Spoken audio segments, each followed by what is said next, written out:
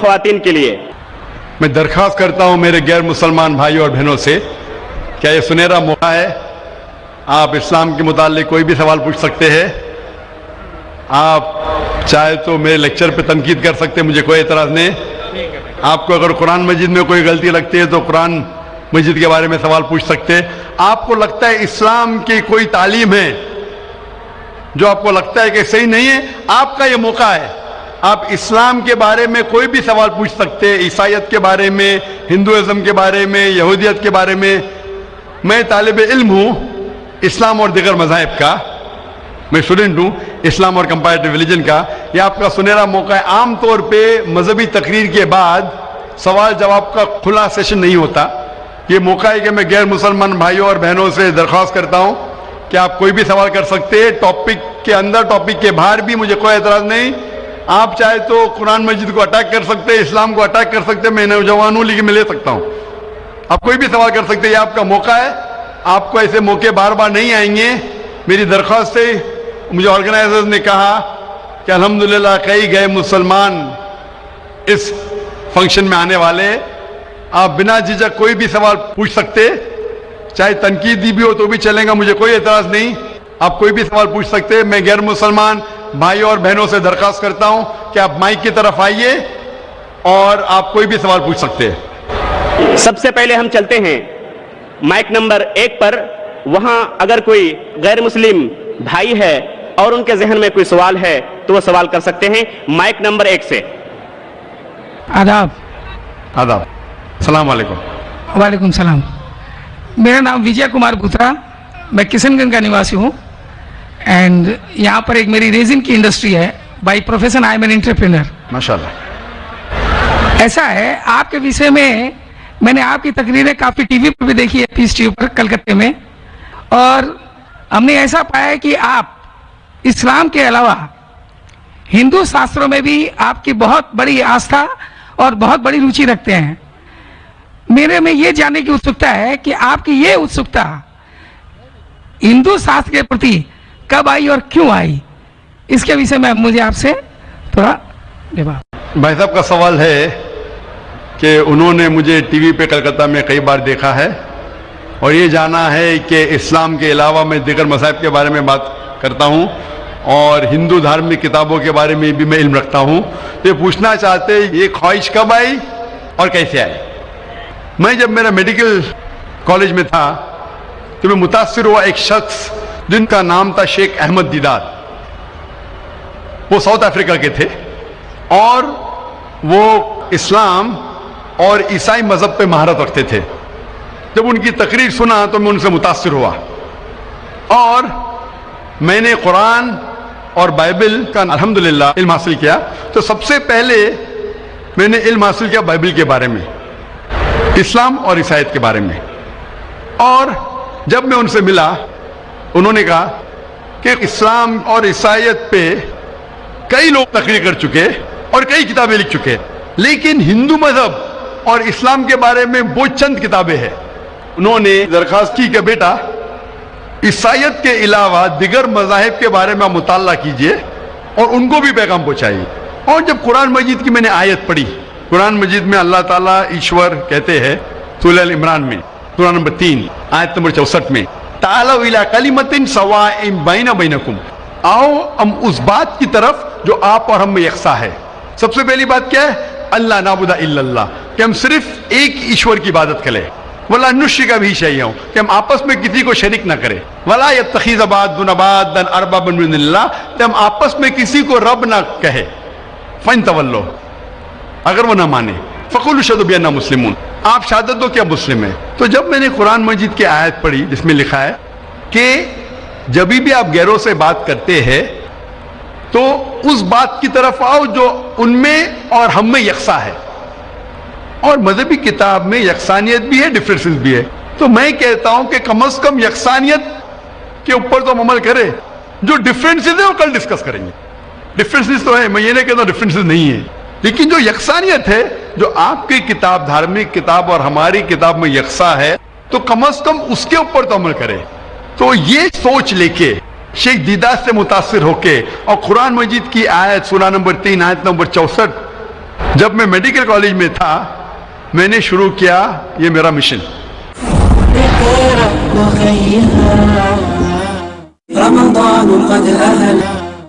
اور پھر میں نے تحقیق کرنے لگا.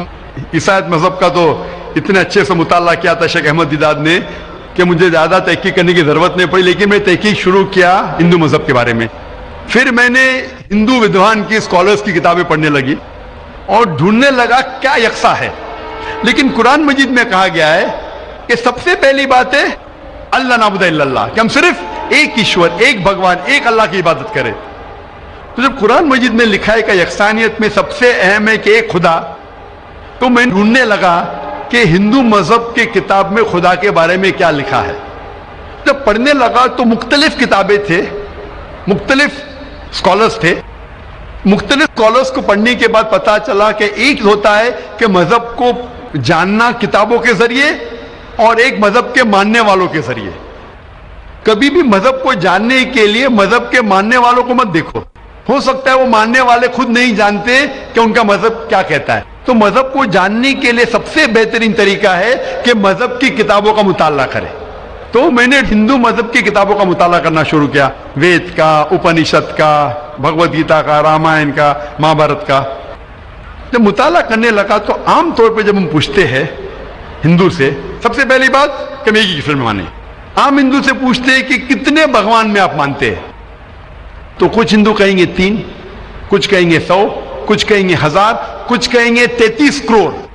لیکن اگر آپ ایک ودوان ہندو سے پوچھیں گے جو اپنے ہندو مذہب کا مطالعہ کر چکا ہے, مذہبی کتابوں کا مطالعہ کر چکا ہے, وید پڑھ چکا ہے, تو وہ کہیں گا کہ ہندوؤں کو صرف ایک خدا میں ماننا چاہیے.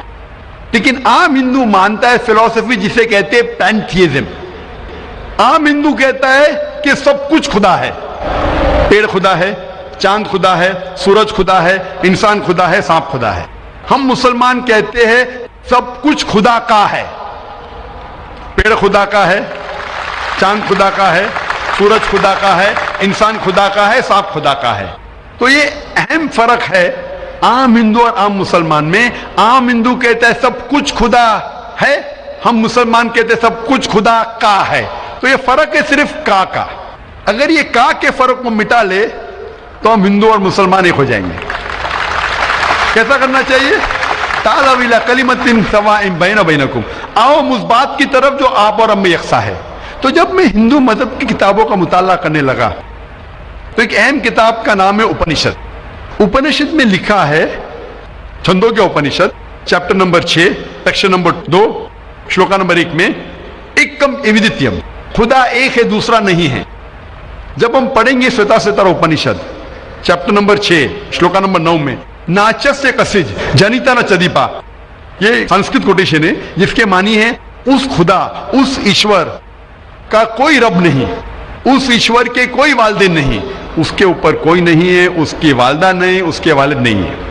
لکھا ہے ستا ستر اپنشد میں چیپٹر نمبر 4 شلوکا نمبر 19 میں نہ تस्य پرتیما استی, اس ایشور کی کوئی پرتیما نہیں. پرتیما سنسکرت میں ہوتا ہے عکس, photograph, painting, picture, idol, statue, sculpture.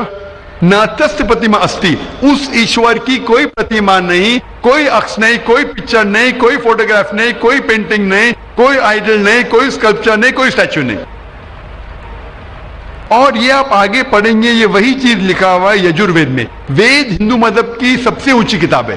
یجوروید میں لکھا ہے چیپٹر نمبر 32 شلوکا نمبر 3 میں نہ تस्य پرتیما استی, اس ایشور کی کوئی پرتیما نہیں, کوئی عکس نہیں, کوئی فوٹوگراف نہیں, کوئی پینٹنگ نہیں, کوئی پکچر نہیں, کوئی اسٹیچو نہیں, کوئی آئیڈل نہیں, کوئی اسکلپچر نہیں.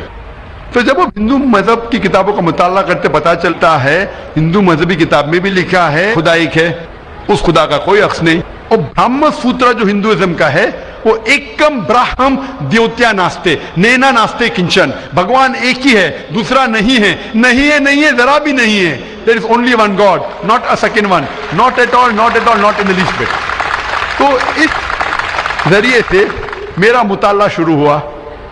سب سے پہلے تحقیق کرنے لگا میں کہ ہندو مذہب کی کتاب میں ایشور کا کیا ذکر ہے, بھگوان کا کیا ذکر ہے. اور پتا چلا جس طریقے سے قرآن مجید میں لکھا ہے خدا ایک ہے, وہی لکھا ہے ہندو مذہبی کتاب میں. جس طریقے قرآن میں لکھا ہے اس کا کوئی عکس نہیں, وہی لکھا ہندو مذہب میں. جس طریقے سے قرآن مجید میں لکھا ہے نہ وہ کسی سے جنائے نہ کسی کو جنتا ہے, وہی چیز لکھی ہندو مذہبی کتاب میں. تو میں نے کہا جو یکساں ہے تو اس کے اوپر عمل کیوں نہ کرے. تو اس طریقے سے میری تحقیق شروع ہوئی, اور آہستہ آہستہ تحقیق کے بعد پتہ چلا کہ ہندو مذہب میں بھی لکھا ہوا ہے کہ اوتار آنے والے ہیں. اوتار لوگ سمجھتے ہیں کہ بھگوان ایک انسان کا روپ لیتا ہے, یہ ایک معنی ہے, لیکن صحیح معنی ہے او سنسکرت میں مطلب بھگوان خود نہیں, بھگوان کسی کو بھیجتا ہے. تو اوتار کے صحیح معنی ہے جیسے ہم کہتے ہیں پیغمبر. تو بھگوان نے, ایشور نے کئی پیغمبر بھیجے, اور آخری پیغمبر کا ذکر ہندو مذہبی کتاب میں ہے, کئی کتابوں میں ہے, وید میں ہے, اپنشد میں ہے. کئی مثال دوں گا. ایک کلکی پرانا میں لکھا ہے کہ آخری جو اوتار آنے والے آخری پیغمبر وہ کلکی اوتار ہے. ان کے والد کا نام ہے وشنو یاس. وشنو مطلب خدا, یاس مطلب نوکر, خدا کا نوکر. عربی میں کریں گے تو ہو جاتا ہے عبداللہ, جو نام تھا محمد صلی اللہ علیہ وسلم کے والد کا. اس کے والدہ کا نام ہے سمتی, مطلب شانتی, امن. عربی میں ہو جاتا ہے آمنہ, جو محمد صلی اللہ علیہ وسلم کے والدہ کا نام تھا. اس میں لکھا ہے کہ انہیں وہی آئیں گی ایک کیو میں, ایک غار میں, جو محمد صلی اللہ علیہ وسلم غار ہرا میں آئی تھی. انہیں وہی آئیں گی رات کے وقت. وہ بعد میں جائیں گے نارتھ ورڈ اور پھر واپس آئیں گے. محمد صلی اللہ علیہ وسلم نے ہجرت کی تھی, مدینہ کی طرف واپس آئے. ان کے 4 قریب دوست ہوں گے, اس میں 4 خلفاء راشدین ہیں. اس طریقے سے ڈیٹیل میں لکھا گیا ہے آخری پیغمبر, جو آخری اوتار جو آنے والے محمد صلی اللہ علیہ وسلم. تو میں کہتا ہوں ہندوؤں سے کہ آپ اپنی ہندو کتاب کا مطالعہ کیجئے اور ہم ہندو اور مسلمان ایک ہو جائیں گے. تو اس طریقے سے میرے تحقیق شروع ہوئی, اور میں دنیا بھر میں کوشش کرتا ہوں امن کا پیغام لوگوں تک پہنچائے. یا بھائی صاحب, آپ نے جو اپنشدوں کا ورنن کیا اس کے ساتھ میں ایک لائن اور جوڑتا ہوں, جہاں پر یہی لکھا ہوا ہے کہ ایشور ایک ہی ہے. وہ ہماری شریمد بھگوت گیتا ہے, جسے ہم شریمد بھگوان کی وانی یا ایشور کی وانی کہتے ہیں. اس کے چیپٹر نمبر 18 سلوک نمبر 66 میں ہے, اننیا سرو دھرمان پریتیجم مام کم شرنم پرجا اہم توام سرو پاپیبھیو موکشیسامی ما شوچا. اس میں بھی ایک ہی ایشور کی اور انگت کیا گیا. تو آپ جو کہہ رہے ہیں ایک دم صحیح اور ایک دم یتھارتھ ہے کہ ہمارے ہندو میں ایک ہی ایشور کی ہے, باقی روپ ہم نے انیک مان دیا ہے. یہ ایک آستھا کا وشے ہو جاتا ہے, ساکار روپ نراکار روپ وہ الگ ہے, لیکن ایشور تو ہمارے یہاں بھی آپ نے ایک دم ٹھیک فرمایا ہے. گیتا بھی ہماری یہی کہتی ہے. دھنیہ واد آپ کو, بہت بہت جزاک اللہ شکریہ. ہزاروں سال نرگس اپنی بے نوری پہ روتی ہے, ہزاروں سال نرگس اپنی بے نوری پہ روتی ہے, بڑی مشکل سے ہوتا ہے چمن میں دیدور پیدا. اب ہم چلتے ہیں مائک نمبر 2 کی طرف. وہاں پر اگر کوئی غیر مسلم بھائی موجود ہیں اور ان کے ذہن میں کوئی سوال ہے تو سوال کر سکتے ہیں. مائک نمبر 2 سے. My name is Pintu Demna. I am from Malda and I am a student of AMA. So I just want to know what is the difference between Kaaba and Kashi. Will you explain me as your kind? بھائی صاحب نے سوال کیا ہے کہ کعبہ اور کاشی میں فرق کیا ہے. کعبہ اور کاشی میں فرق کیا ہے. کعبہ قرآن مجید میں اللہ سبحانہ فرماتے سورہ ال عمران میں سورہ نمبر 3 کہ کعبہ اللہ سبحانہ و تعالیٰ کا سب سے پہلا گھر جسے کہا گیا بکہ. اور اللہ تعالیٰ فرماتے سورہ بقرہ میں سورہ نمبر 2 آیت نمبر 144 میں کہ آپ جدھر بھی ہو کعبہ کی طرف منہ کرو, مسجد حرم کی طرف منہ کرو اور آپ نماز پڑھو. تو کعبہ ہمارے مسلمان کے لیے قبلہ ہے, ایک دشا ہے جس کی طرف ہم دیکھ کے اللہ سبحانہ تعالیٰ کی عبادت کرتے ہیں. اور اس کا ذکر قرآن مجید میں ہے. کعبہ ہمارے لیے قبلہ ہے. کوئی بھی مسلمان کعبہ کو نہیں پوچھتا ہے, لیکن کعبہ قبلہ ہے, دشا ہے. یکسانیت کے لیے ہم کعبہ کی طرف منہ کر کے اللہ سبحانہ تعالیٰ کی عبادت کرتے ہیں. کاشی ایک تیرتھ کی جگہ ہے جو ہندو مذہب کی کتاب میں ہے, لیکن جب آپ قرآن مجید پڑھیں گے یا اللہ کے رسول کی حدیث پڑھیں گے, کاشی کا ذکر کدھر بھی قرآن مجید میں نہیں ہے, نہ ہی کوئی اللہ کے رسول کی حدیث میں ہے. لیکن آپ جب وید پڑھیں گے, وید میں کعبہ کا ذکر ہے, وید میں کعبہ کا ذکر ہے. لکھا ہے رگ وید میں جلد نمبر 3 میں, لکھا ہے کیا تیرتھ کی ایک جگہ, تیرتھ مطلب جس جگہ خدا کی عبادت کی جاتی ہے, تیرتھ کی ایک جگہ ہے وہ کعبہ. تو کعبہ کا ذکر ہندو مذہبی کتاب میں بھی ہے, قرآن میں بھی ہے اور بائبل میں بھی ہے. بائبل میں لکھا ہے بک آف سامز میں chapter number 84 verse number 2 to 6 میں لکھا ہے blessed are those people who visit the valley of Bakka. تو بائبل میں بھی کعبہ کا ذکر ہے, ہندو مذہبی کتاب میں بھی کعبہ کا ذکر ہے, اور قرآن میں اسلام کی مذہبی کتاب میں بھی ذکر ہے. تو اگر ہم یکسانیت پہ جائیں گے, جو کامن ہے اسے لیں گے, تو کعبہ صرف کامن ہے تینوں مذہبی کتابوں میں, اور مذہبی کتابوں میں بھی لکھا ہے. تو جب آپ لیں گے تعالوا الی کلمۃ سواء بین بینکم, آؤ ہم اس بات کی طرف جو آپ اور ہم میں یکساں ہے, تو کعبہ میں یکسانیت ملتی ہے لیکن کاشی میں نہیں. کاشی کا ذکر صرف ہندو مذہبی کتاب میں ہے. تو اگر ہم یکسانیت پہ عمل کرنا چاہیں گے تو آپ اور ہمیں ماننا پڑے گا کہ کعبہ اللہ سبحانہ و تعالیٰ کا گھر ہے اور عبادت گاہ ہے, عبادت کرنے کی جگہ ہے. Hope that answers the question. Thank you, sir. Mic number 5 پر اگر کوئی غیر مسلم خواتین, غیر مسلم بہن موجود ہیں تو اپنا سوال کر سکتی ہیں. Can you explain vividly the points mentioned in the Bible to that Jesus, peace be upon him, was not crucified, especially referring to Jonah? Thank you. بہن کا سوال ہے کہ آپ صاف طور سے یہ ثابت کر سکتے بائبل کے ذریعے سے کہ عیسیٰ علیہ السلام کو صلیب پہ نہیں چڑھایا گیا تھا. آپ بائبل کے ذریعے, بائبل کے حوالے سے یہ ثابت کر سکتے ہیں کہ عیسیٰ علیہ السلام کو کروسیفائی نہیں کیا گیا تھا, صلیب پہ نہیں چڑھایا گیا تھا, خصوصاً جونا کے ذریعے. میں نے ایک مناظرہ کیا تھا ایک عیسائی پادری کے ساتھ. Was Christ really crucified? کیا عیسیٰ علیہ السلام کو حقیقت میں صلیب پہ چڑھایا گیا تھا کہ نہیں, کہ وہ صلیب پہ مرے تھے کیا نہیں. اور یہ لفظ جو کروسیفائی ہے, کروسیفکشن, FIXION کے معنی ہے کہ انسان کو جب صلیب پہ چڑھایا جاتا ہے اور انسان مر جاتا ہے اسے کہتے ہیں کروسیفکشن, CRUCIFIXION. ایک دوسرا لفظ ہے اگر انسان کو صلیب پہ چڑھایا جاتا ہے اور وہ نہیں مرتا ہے, اس کے لیے کوئی لفظ نہیں ہے. سو ایک لفظ جو ہم کہہ سکتے کروسیفکشن, CRUCIFICTION, کروسیفکشن مینس یہ کہانی ہے. تو بہن کا سوال ہے کیا بائبل کے ذریعے یہ ثابت کر سکتے کہ عیسیٰ علیہ السلام کو صلیب پہ چڑھایا نہیں گیا تھا اور وہ صلیب پہ نہیں مرے, خصوصاً یونس علیہ السلام کے حوالے سے. کئی بائبل میں ورسز ہے جس سے یہ ثابت کیا جا سکتا ہے کہ عیسیٰ علیہ السلام کو صلیب پہ نہیں چڑھایا گیا تھا. قرآن مجید میں اللہ تعالیٰ فرماتے ہیں سورہ نساء میں سورہ نمبر 4 آیت نمبر 157 میں, وہ لوگ کہتے ہیں کہ ہم نے عیسیٰ علیہ السلام کو مارا, وما قتلوا وما صلبوہ, نہ ہی انہیں ان کا قتل کیا نہ ہی ان کو انہیں صلیب پہ چڑھایا. وما قتلوا وما صلبوہ ولکن شبہ لہم, یہ صرف ایک دکھاوا تھا, ان کو ایسا احساس ہوا.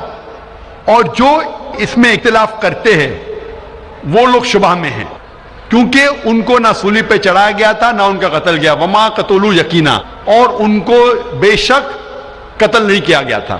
تو قرآن مجید میں صاف طور پہ کہا گیا ہے کہ عیسیٰ علیہ السلام کو نہ قتل کیا گیا نہ صلیب پہ چڑھایا گیا تھا, یہ صرف ان کو لگا. اور جو کوئی اس میں اختلاف کرتا ہے وہ شبہ میں ہے. ولکن شبہ لہم, کیونکہ عیسیٰ علیہ السلام کو نہ صلیب پہ چڑھایا گیا نہ قتل کیا گیا. ابھی یہ قرآن مجید میں کیونکہ لکھا ہے تو ہم مسلمان مانتے ہیں. ہم بائبل سے کیسے ثابت کر سکتے ہیں کہ عیسیٰ علیہ السلام کو صلیب پہ نہیں چڑھایا گیا؟ لکھا ہے گوسپل آف میتھیو میں چیپٹر نمبر 12 ورس نمبر 38 میں کہ جب لوگ آتے ہیں اور عیسیٰ علیہ السلام سے کہتے ہیں کہ آپ ہمیں ایک معجزہ دکھاؤ, ہمیں نشانی دکھاؤ تاکہ ہم مانیں کہ آپ اللہ کے پیغمبر ہیں, تو عیسیٰ علیہ السلام کہتے ہیں O evil and adulterous generation, you seek after a sign no sign shall be given to you except the sign of Jonah. عیسیٰ علیہ السلام کہتے ہیں, انہیں گالی دیتے ہیں اور کہتے ہیں کہ آپ کو کوئی نشانی دی نہیں جائیں گی, کوئی موجودہ دی نہیں جائیں گا, صرف سائن آف جونا, یونس علیہ السلام کی نشانی. No sign shall be given to you except the sign of Jonah. For as Jonah was 3 days and 3 nights in the belly of the fish, Son of Man be 3 days and 3 nights in the heart of the earth. یہ ہے حوالہ gospel of Matthew کا chapter number 12 verse number 38 سے لے کے 42 تک. عیسیٰ علیہ السلام کہتے کہ تمہیں کوئی نشانی نہیں دی جائیں گی, صرف نشانی یونس علیہ السلام کی. جس طریقے سے یونس علیہ السلام 3 دن اور 3 رات مچھلی کے پیٹ میں تھے, اسی طریقے سے میں دھرتی کے پیٹ میں 3 دن اور 3 رات رہوں گا. ابھی ہمیں جاننے کے لیے کہ سائن آف جونا کیا ہے, یونس علیہ السلام کی نشانی کیا ہے, ہمیں جاننا پڑے گا دا بک آف جونا. ایک بائبل میں کتاب ہے جس کا نام ہے جونا, یونس علیہ السلام. یہ کتاب صرف 2 پیج کی ہے, یہ بہت چھوٹی کتاب ہے بائبل میں.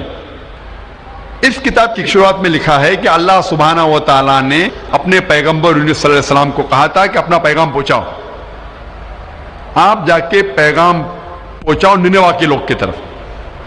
یونس علیہ السلام بائبل کے مطابق کہتے ہیں وہ ڈرتے کہ یہ لوگ کیا پیغام سمجھ پائیں گے, اسی لیے نینوہ جانے کے بدلے وہ ایک کشتی میں سوار ہوتے جوپا کی طرف. اور اس وقت ایک سپرسٹیشن تھا, سپرسٹیشن مطلب اندھ وشواس تھا کہ اگر کوئی اپنے مالک کا کہنا نہیں مانتا اور مالک کی نافرمانی کرتا ہے تو ایک سٹارم آ جاتا ہے سی میں, دریا میں ایک سٹارم آتا ہے. تو سٹارم آنے کی وجہ سے لوگ کہتے ہیں کہ ہم میں سے کسی ایک نے اپنے مالک کی بات نہیں مانی. یہ سب لکھا ہے بائبل میں بک آف جونا میں. یونس علیہ السلام کیونکہ اللہ سبحانہ تعالیٰ کے پیغمبر تھے, بائبل میں لکھا ہے کہ انہوں نے بات مان لی اور کہا کہ میں اپنی مالک کا کہنا نہیں مان رہا ہوں اور نینوہ کے بدلے جوپا جا رہا ہوں, تو میری وجہ سے یہ سٹارم آیا. سٹارم کو کیا کہیں گے دریا میں, سٹارم, طوفان. طوفان, یہ طوفان دریا میں کیوں آ رہا ہے؟ یہ طوفان یونس السلام کہتے کہ میری وجہ سے آ رہا ہے, کیونکہ میں میری مالک کی بات نہیں مان رہا ہوں. اور اس وقت یہ اندھ وشواس تھا, سپرسٹیشن تھا کہ جو مالک کی بات نہیں مانے گا اس کو دریا میں پھینکیں گے تو طوفان ختم ہو جائے گا. تو یونس علیہ السلام کہتے کہ میری غلطی ہے, مجھے پھینکو. تو کیا کرتے لوگ یونس علیہ السلام کو پکڑ کے دریا میں پھینکتے ہیں. تو مجھے یہ پوچھنا ہے کہ یونس علیہ السلام کو جب دریا میں پھینکتے ہیں, بائبل میں لکھا ہے, تو یونس علیہ السلام زندہ تھے یا مردہ تھے؟ Sister, when Jonah was thrown into the water, I want to ask you the question, was Jonah dead or alive? He was alive. He was alive, زندہ تھے. ماشاءاللہ صحیح فرما رہی ہے. طوفان اتنا زور کا آ رہا تھا, طوفان میں اگر ایک زندہ انسان کو ڈالتے ہیں, وہ طوفان میں دریا میں انسان مرنا چاہیے, لیکن یونس علیہ السلام مرے یا زندہ تھے؟ He ought to die in the storm. Was he dead or was he alive? He was still alive. ماشاءاللہ صحیح جواب ہے کہ طوفان میں مرنا چاہیے, لیکن کیونکہ وہ اللہ کے پیغمبر تھے زندہ تھے. اس وقت ایک مچھلی آتی ہے اور مچھلی ان کو نگل لیتی ہے. A fish comes and gobbles them up. مچھلی کی پیٹ میں یونس علیہ السلام زندہ تھے یا مردہ تھے؟ In the belly of the fish, was Jonah dead or alive? He was alive. He was alive. وہ زندہ تھے. مچھلی کے پیٹ میں 3 دن مچھلی یونس علیہ السلام کو پیٹ میں لے کے بائبل کے مطابق وہ گھومتی ہے, سارے سمندر گھومتی ہے 3 دن تک. مچھلی کی پیٹ میں سفوکیشن, نہ برابر سے انسان سانس لے سکتا ہے نہ جی سکتا ہے. انسان کو مرنا چاہیے یا جینا چاہیے؟ مرنا چاہیے. لیکن یونس علیہ السلام زندہ تھے یا مر گئے؟ Jonah, though he was 3 days, he was there in the belly of the fish. For 3 days the fish took him in the water. He ought to die. Was Jonah yet dead or alive? He was still alive. He was still alive. ماشاءاللہ ابھی تک زندہ تھے. بہن صحیح جواب دے رہی ہے. 3 دن کے بعد وہ مچھلی یونس علیہ السلام کو الٹی کر دیتی ہے, مطلب پیٹ میں سے باہر نکلتے یونس علیہ السلام اور وہ سمندر کے کنارے پہ آتے ہیں. زندہ یا مردہ؟ The fish vomits out Jonah. peace be upon him, and throws him onto the shore. When Yunus alayhi salam, when Prophet Jonah was thrown on the shore, was he dead or alive? He was alive but unconscious. Alive but unconscious. After some time, did he gain consciousness or not? Yes, he did. Fine. Finally he was conscious and alive, Alive. no? Alive. Fine. Alive. So alive. Miracle of a miracle of a miracle of a miracle. वो जिंदा थे. एक जिंदा आदमी को दरिया में जब फेंकते मरना चाहिए, नहीं मरते हैं, जिंदा रहते, मौजूदा. तूफान में मरना चाहिए, नहीं मरते, जिंदा रहते, मौजूदा. मछली आके निगल लेती है, मरना चाहिए, जिंदा रहते, मौजूदा. मछली 3 दिन तक उनको समुद्र में घुमाती है, मरना चाहिए, नहीं मरते, मौजूदा. मछली उनको उल्टी करती है दरिया के किनारे पे, वो जिंदा रहते, मौजूदा. मौजूदा का मौजूदा का मौजूदा का मौजूदा. अभी यहां ईसा अलैहिस्सलाम कहते हैं कि जिस तरीके से यूनुस अलैहिस्सलाम मछली के पेट में 3 दिन 3 रात तक रहें, उस तरीके से ईसा अलैहिस्सलाम धरती के पेट में 3 दिन और 3 रात तक रहेंगे. Now sister, I want to ask you, according to you, when Jesus Christ, peace be upon him, was in the sepulchre, was he dead or alive? He was alive. He was alive. So if he was alive, then how was he crucified? Crucified means someone dying on the cross. बहन कह रही कि ईसा अलैहिस्सलाम जब उनको लेके गए थे कब्र में, वो जिंदा थे. तो क्रूसिफाई होने के लिए, सूली पे मरने के लिए इंसान को मरना चाहिए. तो वो बाइबल के मुताबिक वो सूली पे लगाया गया था, लेकिन मरे नहीं, उन्हें उतारा गया था, वो जिंदा थे. और जब कब्र में लेके गए थे सेपल्कर, उस टाइम बहुत लंबी चौड़ी कब्र होती थी, बोगदा होता था, बड़ा बोगदा होता था जिसके अंदर इंसान खड़ा भी हो सकता था. 3 दिन और 3 रात तक ईसा अलैहिस्सलाम फरमाते कि जिस तरीके से यूनुस अलैहिस्सलाम 3 दिन और 3 रात मछली के पेट में रहें, उसी तरीके से मैं 3 दिन और 3 रात धरती के पेट में रहूंगा. उसका मतलब ईसा अलैहिस्सलाम जिंदा थे. अगर जिंदा थे तो सूली पे नहीं मरे हो. तो इसीलिए बाइबल के जरिए एक तरीका है साबित करने के लिए कि ईसा अलैहिस्सलाम सूली पे नहीं मरे, वो जिंदा थे. और कुरान मजीद की बात सही है कि वमा कतलू वमा सलबू, ना वो सूली पे मरे ना उनका कत्ल किया है. ये सिर्फ एक शक और शुबा है. Hope that answers the question sister. Thank you. Sister, I would like to ask you that now do you believe that Jesus Christ, peace be upon him, did not die on the cross? I do believe, but I just wanted to prove my friends or my colleagues as to Jesus Christ was not crucified according to their own version, that is Bible. What's your name, sister? What's your name, sister? I am Sahadia Naz and I'm a teacher by profession. You're a Muslim. Yes, I am. MashaAllah. Okay, anyway, hope you have satisfied your friend. Yes, I am. But we request that the non-Muslim should be given the first chance to ask the question. Okay, thank you. Mic number 1 से गैर मुस्लिम भाई है तो वो अपना सवाल कर सकते हैं. जय जिनेन आदाब. मेरा नाम अरुण कुमार जैन है, मुर्शिदाबाद औरंगाबाद से आए हैं. मेरा क्वेश्चन है, जो नया मस्जिद बन रहा है और कब्रिस्तान है और ईदगाह है, उसमें मेरा मन हुआ है कि हम इसमें जमीन या पैसा रुपया दें, मेरा मन चाहता है. लेकिन उन लोग बोलते हैं कि हम लोग गैर मुसलमान से कोई चीज़ नहीं लेते हैं. क्यों? इस्लाम में लिखा हुआ है आदमी आदमी को प्यार करो. भाई का सवाल है कि वो चाहते हैं कि मस्जिद बनाने के लिए अपनी ज़मीन दे ईदगाह के लिए, और मुसलमान कहते हैं कि हम गैर मुसलमान की मदद नहीं लेते. क्यों? क्या इंसान भाई नहीं है?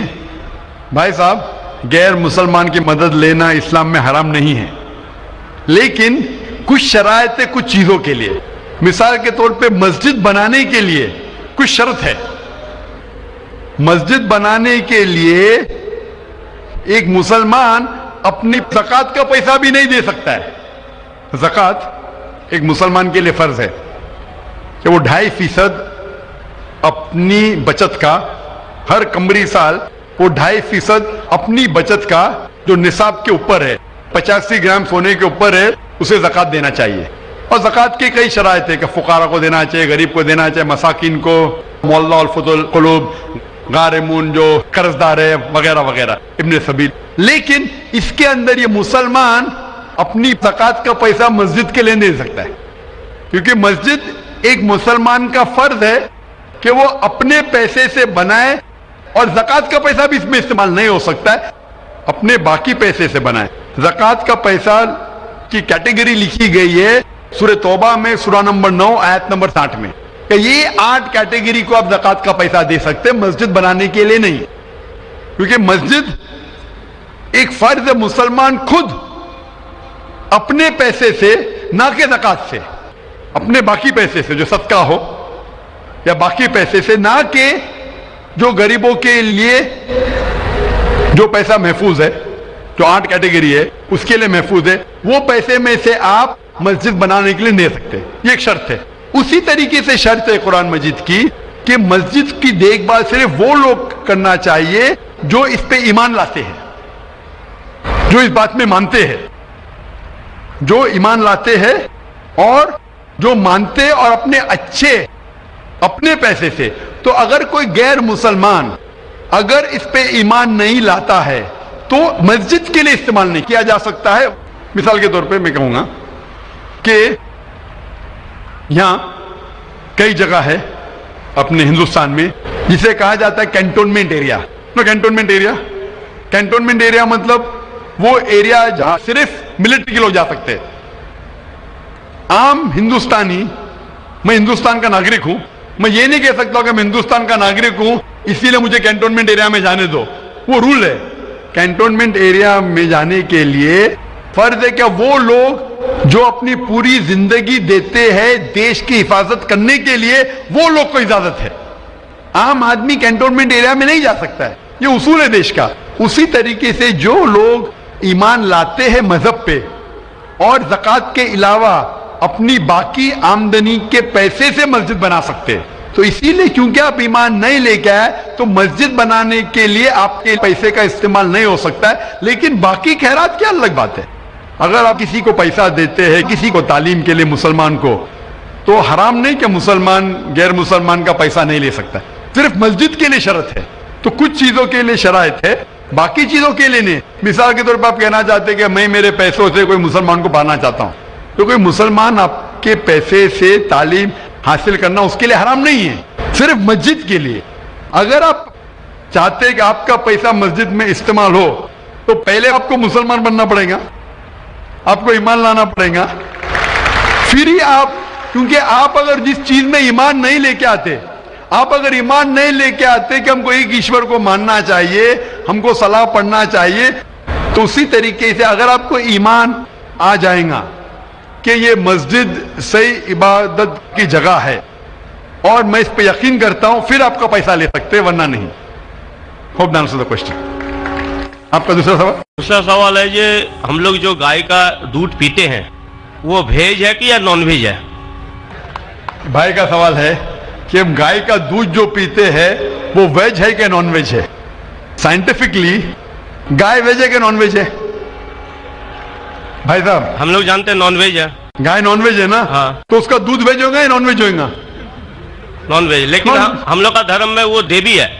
ہاں, ابھی اس کے اوپر باقی سوال آ گیا نا.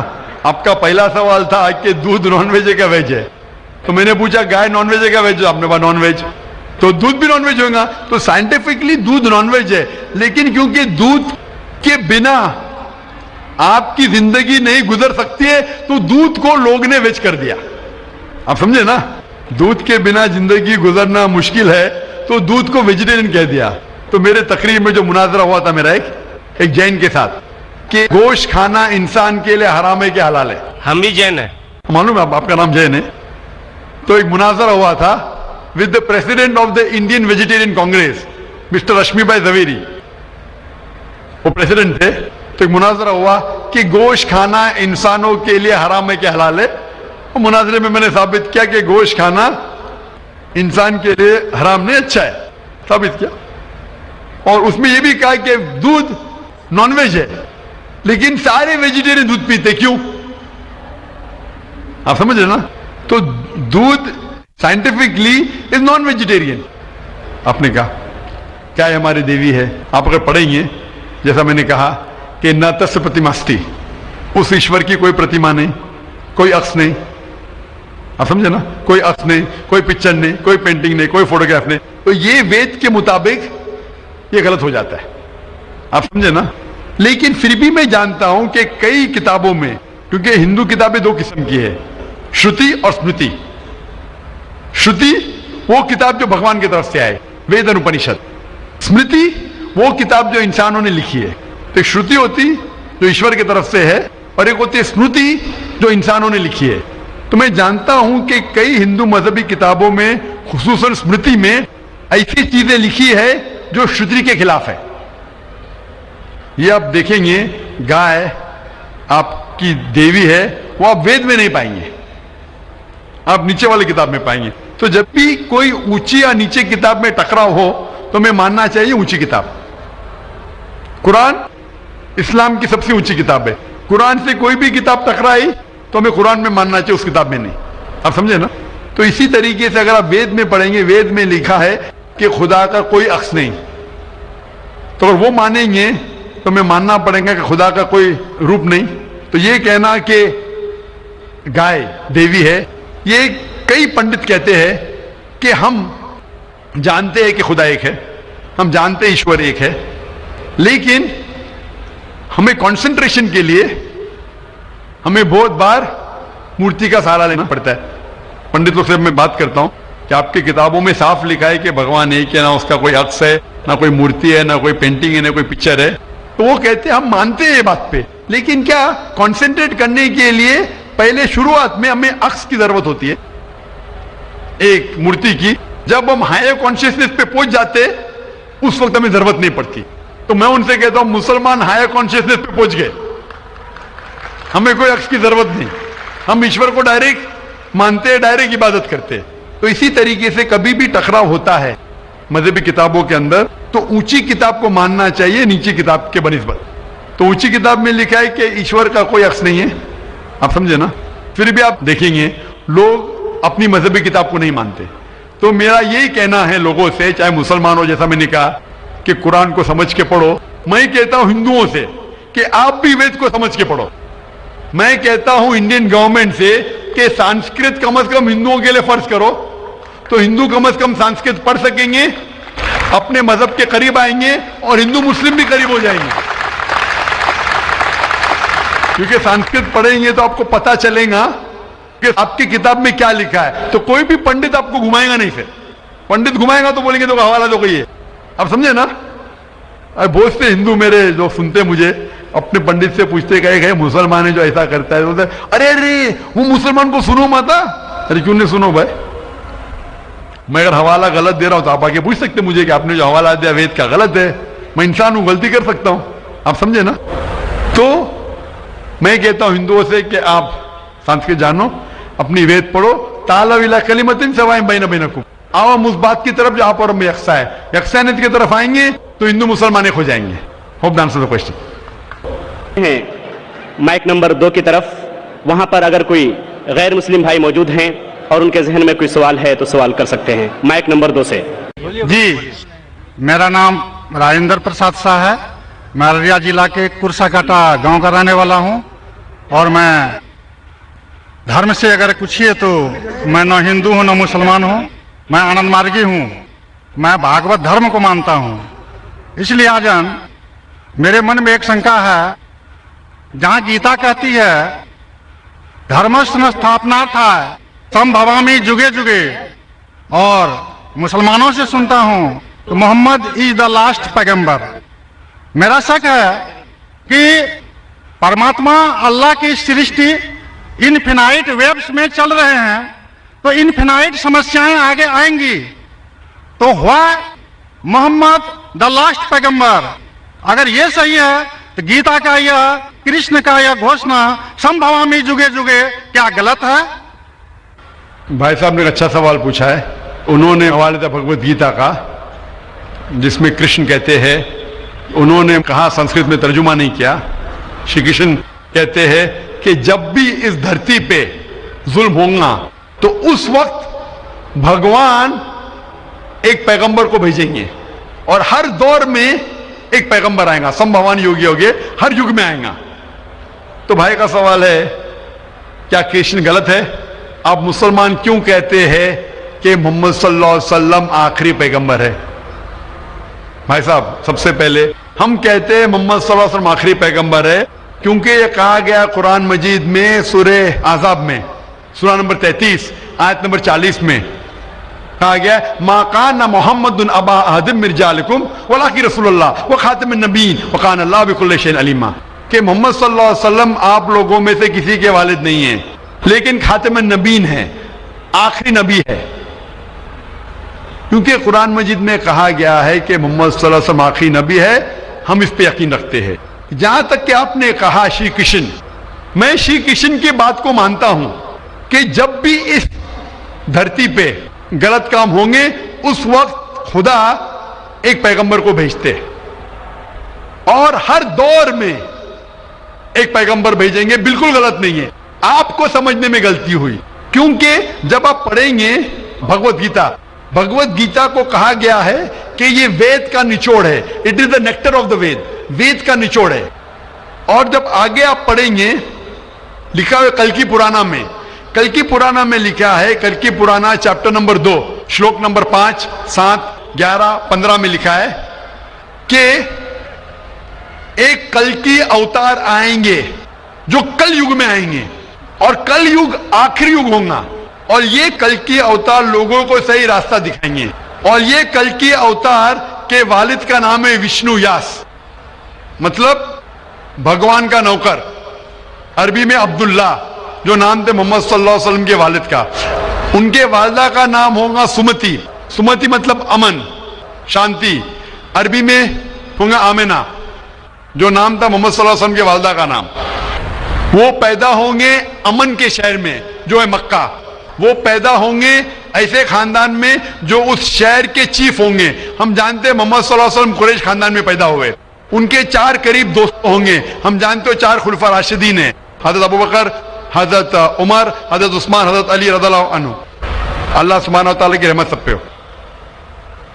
ان کو سب سے پہلی وحی ملیں گی ایک غار میں، ایک کیو میں، ہم جانتے ہیں محمد صلی اللہ علیہ وسلم کو سب سے پہلے وحی ملی غار ہرا میں، ان کو رات کے وقت سب سے پہلے وحی آئیں گی، وہ ہی will migrate northwards and come back, اور محمد صلی اللہ علیہ وسلم مدینہ میں ہجرت کی اور پھر سے واپس مکہ لوٹے۔ یہ ساری نشانیاں جو لکھی ہے کل کے اوتار کے بارے میں، وہ ہو بہو اترتی ہے محمد صلی اللہ علیہ وسلم پہ۔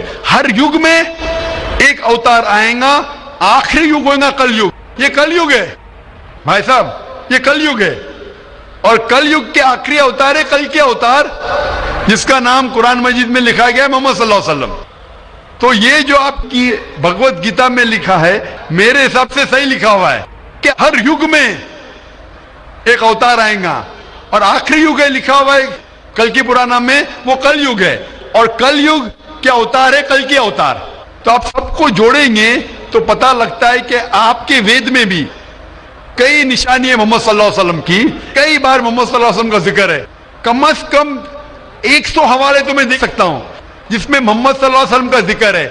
اگر آپ پڑھیں گے بھوشیہ پرانا پرو 3 کھنڈ 3 ادھیے 3 شلوکاس 5 سے 8، اس میں کہا گیا ہے کہ محمد صلی اللہ علیہ وسلم آئیں گے اور وہ ایک فارینر رہیں گے، اور وہ ڈیزرٹ سے آئیں گے، لکھا ہے بھوشیہ پرانا میں پرو 3 کھنڈ 3 ادھیے 3 شلوکاس 10 سے 27 میں محمد صلی اللہ علیہ وسلم کا ذکر ہے۔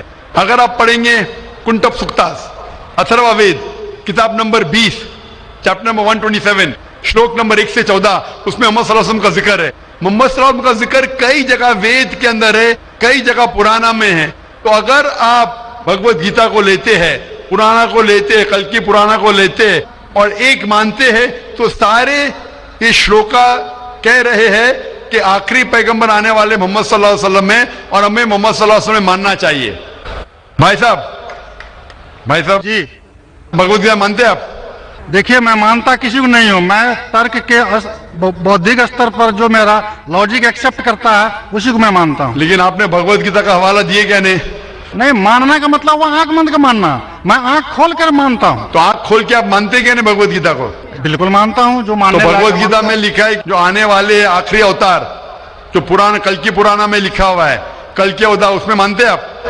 دیکھیے، قرآن کی بات نہیں کر سکوں گا چونکہ قرآن کی بات میں پرانا کل کی پرانا قرآن میں کر رہا ہوں، چونکہ قرآن۔ قرآن हाँ। कुरान के बारे में पुराणकार का जो कहना है कि अष्टादश व्यासस्य वचनम द्वे पापाय पर पीड़नम पुण्याय पर हितनम। इसी तरह का है कि 18 पुराण का उद्देश्य है कि दूसरे को कष्ट देना पाप है और दूसरे का भलाई करना पुण्य है। मैंने कब बोला कि दूसरे को कष्ट दो और दूसरे के भलाई मत करो? मैं कह रहा हूँ इस आधार पर मैं कुरान में लिखेगा दूसरे को कष्ट दो, कुरान में भी लिखे दूसरे को कष्ट मत दो, कुरान में भी लिखे दूसरे की मदद करो। तो इसके ऊपर बहस नहीं हो रही है, बहस हो रही है कल की पुराना पे, कल के अवतार पे। आप आखिरी पैगंबर में मानते हैं कि नहीं, ये मैं पूछ रहा हूं।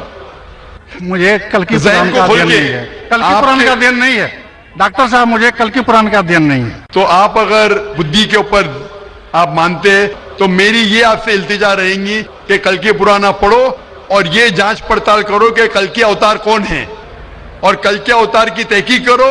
आप इंशाअल्लाह मोहम्मद सल्लल्लाहु अलैहि वसल्लम में मानेंगे। तो मेरी आपसे इल्तिजा है कि आप इस पे तहकीक करो कि आखिरी अवतार कौन है, और इंशाअल्लाह आपको हिदायत देंगे अल्लाह ताला। डॉक्टर साहब एक रिक्वेस्ट है आपसे, मेरे एक भाई को दूसरा सवाल पूछने के लिए दिया, एक छोटा सा सवाल पूछ सकता हूँ? एक छोटा, वेरी वेरी वेरी। कीजिए। मुसलमान लोगों को जब कोई हिंदू मिलता है तो बोलते हैं उसका आदाब, लेकिन किसी मुसलमान को बोलते हैं अस्सलाम वालेकुम। मुझे लगता है कि मुसलमान हिंदू और मुसलमान के बीच भेदभाव करता है, कृपया आप स्पष्ट कीजिए इसको। भाई साहब का सवाल है कि अगर कोई मुसलमान हिंदू से मिलता है तो आदाब अर्ज करता है, अगर कोई मुसलमान से मिलता है तो अस्सलाम वालेकुम कहता है, तो हिंदू मुसलमान में भेदभाव क्यों? भाई साहब, हिंदू मुसलमान में भेदभाव तो रहेगा, मैं आपके सवाल का जवाब दूंगा, क्योंकि हिंदू हिंदू है, मुस्लिम मुस्लिम है, लेकिन एक दूसरे का साथ देना चाहिए और एक दूसरे को समझना चाहिए।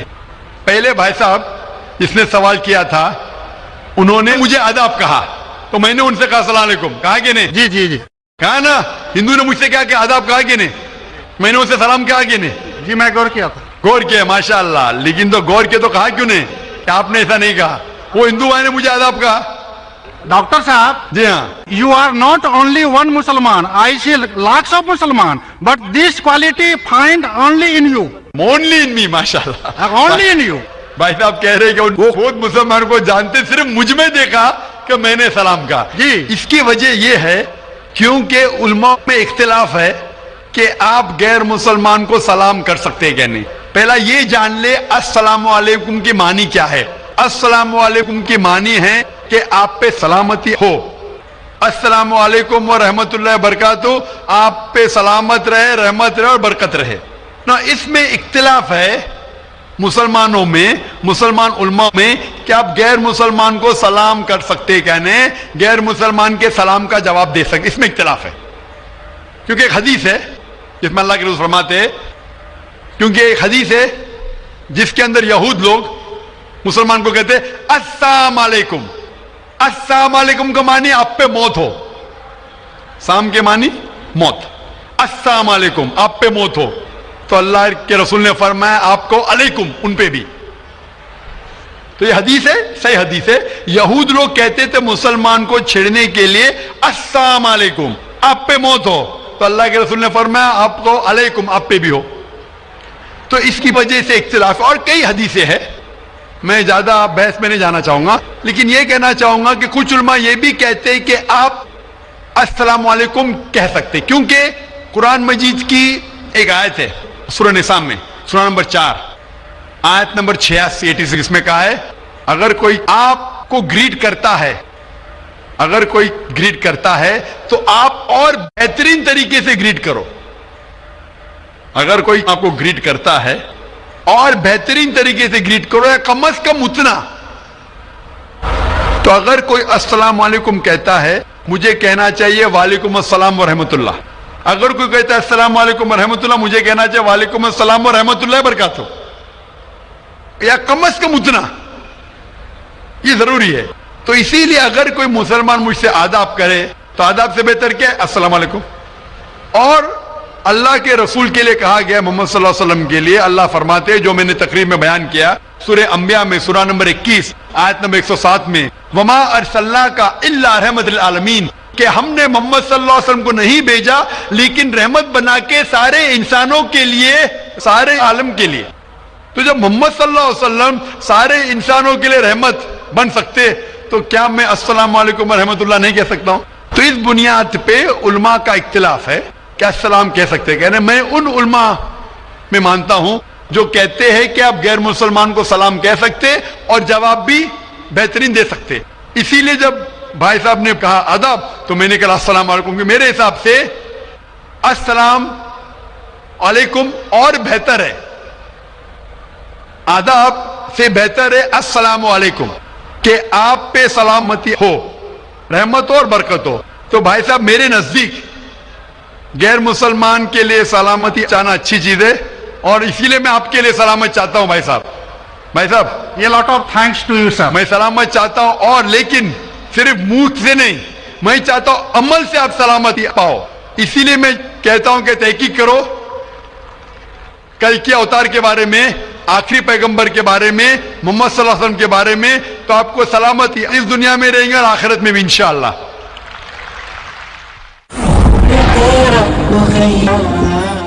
اگلا سوال مائک نمبر 3 سے، وہاں پر اگر کوئی غیر مسلم بھائی ہیں تو وہ سوال کر سکتے ہیں. ہاں نمسکار، میرا سوال یہ ہے کہ میں دوائی دکان آیا ہے اور دوائی دکان کے بغل میں نے 2 طبقے کو آپس میں لڑتے ہوئے دیکھا، جس میں کہ ایک بریلوی سماج اور ایک دیوبندی سماج تھا.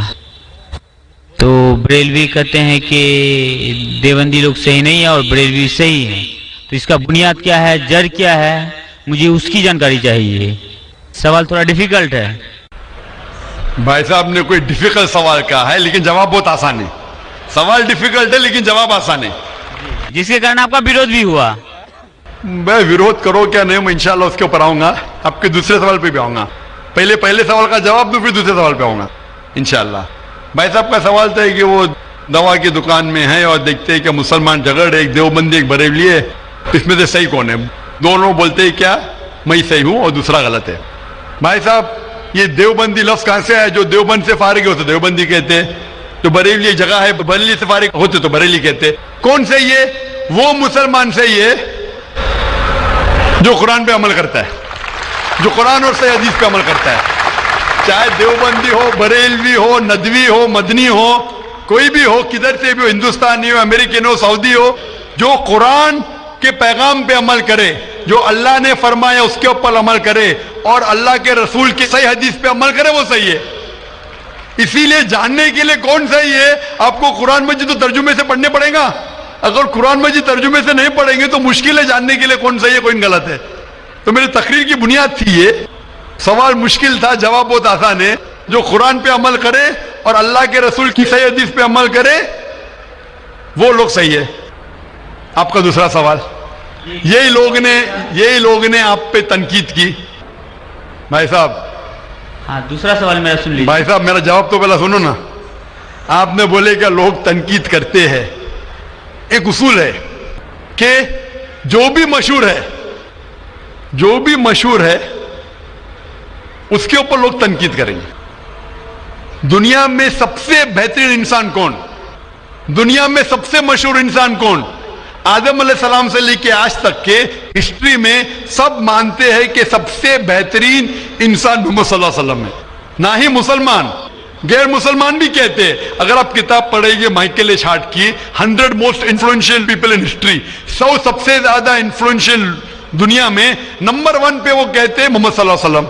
آپ جانتے ہیں سب سے زیادہ کتابیں اگر کوئی انسان کے خلاف لکھی گئی ہے وہی محمد صلی اللہ علیہ وسلم. محمد صلی اللہ علیہ وسلم جیسے نیک آدمی، اچھے آدمی کے بارے میں لوگ نے سینکڑوں ہزاروں کتاب لکھی ہے. تو میں تو ناچیز ہوں، میں تو مقابلے میں ہوئی نا ان کے. اور لوگ خلاف کب لکھتے؟ مثال کے طور محمد صلی اللہ علیہ وسلم جب پیغام پہنچا ہے اپنا، تو اس وقت کئی لوگ تھے جن کے ذاتی زندگی پہ فوراً اثر ہونے لگا. ذاتی زندگی پہ اثر ہونے لگا.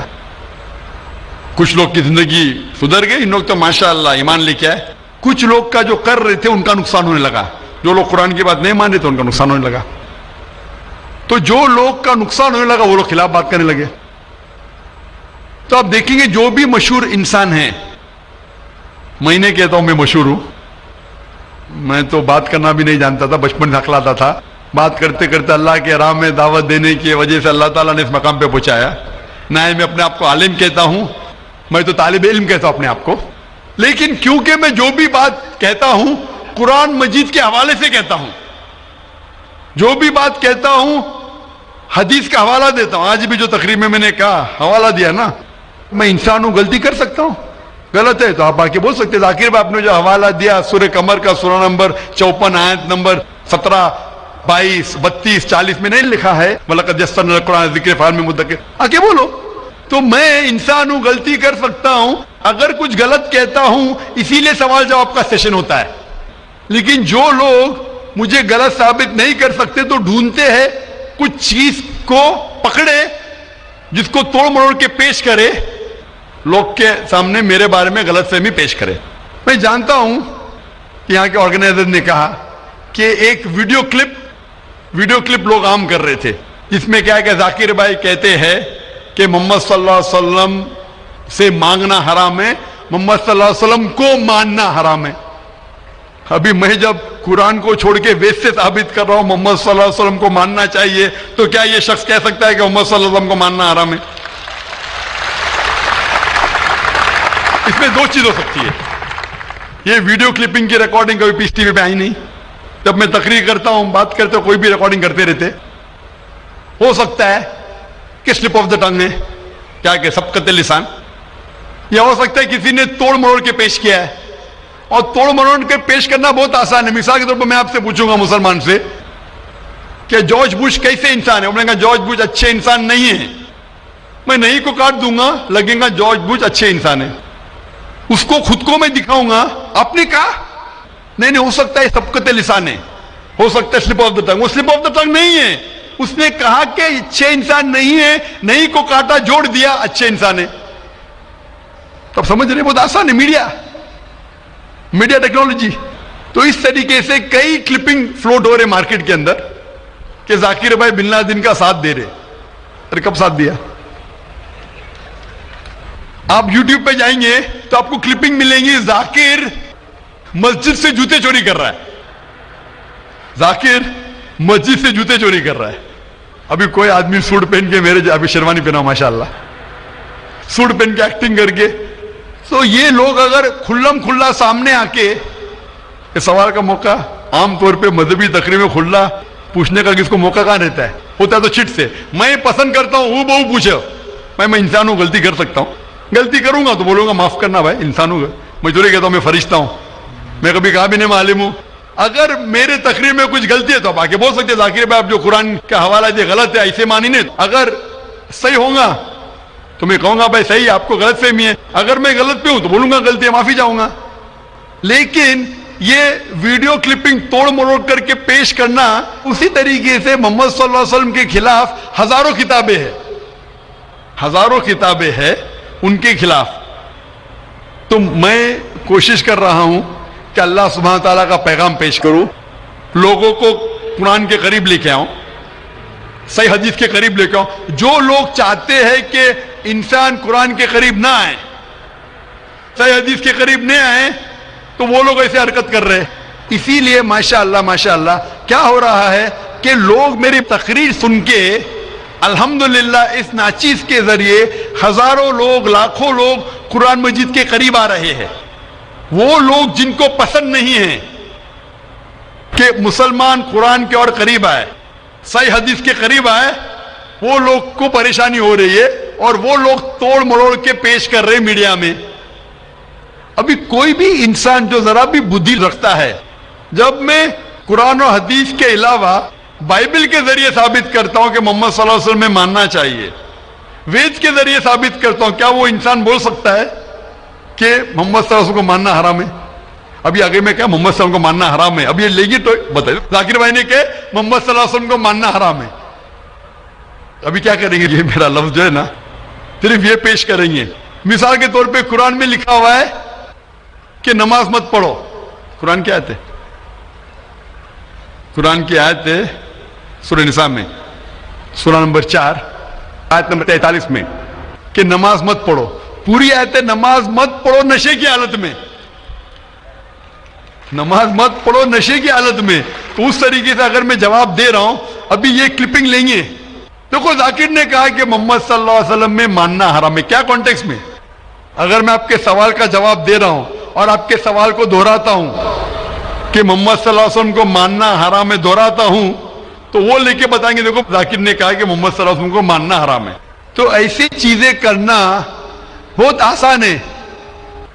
मेरा मकसद है कि लोगों को अल्लाह के करीब लेके आए, अल्लाह के रसूल के पैगाम के करीब लेके आए और लोगों को अल्हम्दुलिल्लाह सही रास्ते पे लेके आए ताकि वो निजात पाएंगे दुनिया और आखिरत में। Hope that answers the question. भाई साहब और कोई सवाल है आपका? जी दूसरा सवाल है मेरा। तीसरा नहीं दूसरा। तीसरा भाई साहब। ठीक है। ये तीसरा सवाल है कि बरेली समाज के लोग सुबह सवेरे के टाइम में या नबी सलाम का पढ़ते हैं और असर के वक्त, जबकि देवबंदी समाज में ऐसा नहीं होता है। वो लोग इस्लाम का प्रचार करते हैं, वो लोग ये या नबी सलाम का नहीं करते हैं। कारण? भाई साहब का सवाल है कि कुछ लोग या नबी सलाम अलैकुम कहते हैं, कुछ लोग नहीं कहते हैं, क्या कारण है? जैसा मैंने कहा भाई साहब, आपके सारे सवाल का एक जवाब दे दो, आसान जवाब, कि जो कुरान से मिलता है वो सही है, जो कुरान से टकराता है वो गलत है। तो जो भी अगर आपको सवाल पूछे, भाई साहब पूछो भाई कुरान का कौन सा हवाला है? आपका सवाल है कुरान की कौन सी आयत में कहा गया है या हदीस का कौन सा हवाला है? आसान। आपको एक मास्टर की देता हूं, मास्टर की समझे भाई साहब? मास्टर की, सारे ताले को खोलने वाली चाबी, मास्टर की। कोई भी कुछ बोले, कुल हाथु बुरहानकुम इन कुंतुम सादिकीन, कुरान की आयत है। आप अपना सबूत पेश करो अगर आप सच्चे हो। तो अगर कोई भी मुसलमान कुछ कहे तो बोलो सबूत क्या है? कुरान से पेश करो। कुरान से है तो सही हदीस से पेश करो। हदीस सही है कहते कि करो, अगर सही हदीस से मिलता है, कुरान से मिलता है तो सही है। तो कोई भी कुछ भी सवाल करे उनसे पूछो कुल हाथु बुरहानकुम, आप अपना सबूत पेश करो, बुरहान पेश करो अगर आप सच्चे। भाई साहब मैं आपसे सवाल पूछना चाहता हूं, आपने इतने सवाल पूछे मुझे, हाँ आपने क्या इस्लाम का मुताला किया है? नहीं किया है। आप इतने सवाल इस्लाम के बारे में क्यों पूछ रहे? जी बगल में मुस्लिम का दुकान है तो जानकारी मिलते रहता है। हाँ तो मुस्लिम की दुकान बगल में है, बगल के मुस्लिम ने आपको भेजा होगा ये पूछने के लिए? नहीं गलत बात है। गलत बात है, आप खुद पूछना चाहते हैं। जी। तो भाई साहब आप इतनी तहकीक कर रहे, बरेलवी देवबंदी, बहस चल रहा था ना। भाई साहब आप कुरान को तर्जुमे से क्यों नहीं पढ़ते? वो बात नहीं, आज बहस चल रहा था दो ही गुट में। बिल्कुल सही। तो मैं चुपचाप सुन रहा था। हाँ तो अभी और मैंने सोचा आपसे आके क्वेश्चन पूछूंगा, तो जवाब मिल गया आपको ना कि कुरान मजीद सबसे बेहतरीन किताब है, जानने के लिए क्या हक है क्या गलत है, समझे अपना? तो मेरी दरख्वास्त है आपसे भाई साहब कि आप कुरान मजीद का तर्जुमा पढ़िए, आपको डायरेक्ट सही चीज मिलेंगी। ना बगल वाले से पूछिए, ना अपने बगल के मुसलमान से पूछिए, डायरेक्ट कुरान मजीद का तर्जुमा पढ़िए। हिंदी जानते हिंदी में पढ़िए, जो जबान जानते बंगाली जानते बंगाली में पढ़िए, उसके ऊपर अमल करो, आपको इस दुनिया और आखिरत में फायदा होगा। हजरात, सबसे पहले मैं आपको आदाब अर्ज करना चाहूंगा और किशनगंज की धरती पे आप जो पधारे हैं, तशरीफ लाए हैं, इसके लिए मैं आपको तहे दिल से धन्यवाद देना चाहता हूं। मेरा नाम जितेंद्र है और मैं पीस टीवी बराबर देखता हूं और बराबर आपकी तकरीर मैंने सुनी है, लेकिन सवाल करने का आज मौका मुझे मिला है। मुझे तो यूं लग रहा था कि इन सवालों के जलजले में मैं कहीं अपना असली सवाल ना भूल जाऊं, मगर खुदा का शुक्र है मुझे अपना सवाल याद है और बखूबी याद है। मैं आपसे गुजारिश करूंगा, आपने अभी कई बातों में हिंदू और मुसलमान को एक करने की कोशिश की, मैं इसे बहुत अच्छी बात कहूंगा, बहुत आपने, मैं सराहूंगा इस बात को। लेकिन मेरा एक सवाल है, ज़हनी सवाल है ये कि हमारे, मैं जैन हूं वैसे, broadly we are Hindu, so there is a question कि हम हिंदुओं में किसी को परेशान करना या किसी की हत्या करना मने गलत कहा गया है, ये मजहब इसकी इजाजत नहीं देता। और जहां तक इस्लाम से मेरा ताल्लुक है और इस्लाम की मुझे जो तालीम है और जानकारी है, उनके अनुसार बेगुनाहों का कत्ल इस्लाम में भी वर्जित है। इस्लाम कहीं भी किसी भी सूरत में बेगुनाहों को कत्ल करने की इजाजत नहीं देता। अगर आप मेरे सवाल का बखूबी और मेरे जहन में जचने वाला सवाल है ये जवाब दे दें तो मैं भी आपका मुरीद बन जाऊंगा। यूं तो मुरीद हुई ही, लेकिन फिर मुरीद बन जाऊंगा कि इंसानों को सबसे ऊंची श्रेणी में रखा गया है जहां तक मैं जानता हूं। और मैं जब करीब अपने कई मुसलमान इंटेलेक्चुअल्स दोस्तों से सवाल करता हूं कि सब कुछ मिलता है मगर आप बलि क्यों देते हैं, आप वध क्यों करते हैं, तो उन्होंने कहा कि ये चीजें मुसलमानों को इस्तेमाल के लिए दी गई है। मैं इस पे क्लियरिफिकेशन चाहूंगा साहब का, आपका क्लियरिफिकेशन चाहूंगा। मैं इस सवाल का जवाब चाहूंगा आपसे। वालेकुम अस्सलाम भाई साहब, आप पे सलामती हो। बस में सवाल किया है कि वो पीस टीवी माशाल्लाह काफ़ी वक्त से देख रहे, और वो कहते हैं कि हर मज़हब में कहा गया है कि कत्ल करना, इंसान की जान लेना गलत है, हराम है। हिंदू मज़हब में कहा गया है, और इस्लाम में भी जैसे उनकी जानकारी सही है कि बेगुनाह का कत्ल करना हराम है। ये पूछते हैं कि बलि कहाँ तक सही है। बलि का मतलब मैं आपसे पूछना चाहता हूँ कि आप ये पूछना चाहते, मतलब जैसे हम लोग कुर्बानी के टाइम में, मेरा यही सवाल है, जाती सवाल यही है मेरा। अगर इस सवाल का जवाब देंगे तो मैं तो आपका मुरीद हूं, लेकिन फिर से और पक्का मुरीद बन जाऊंगा। भाई साहब ने कहा कि आप लोग कुर्बानी क्यों देते हैं, और ये कुर्बानी का जो सवाल है कि हम ईद उल ज़ुहा बकरी ईद में कुर्बानी क्यों देते हैं। कुरान मजीद में अल्लाह ताला फरमाते हैं सूरह हज में सूरह नंबर 22 में कि ना ही गोश्त ना ही खून अल्लाह को जाता है। अल्लाह को ना खून की जरूरत ना गोश्त की जरूरत। ये कुर्बानी के वक्त अल्लाह को खून नहीं जाता ना गोश्त जाता है। लेकिन तकवा, आपकी पायटी, आपकी परहेजगारी अल्लाह को पसंद है।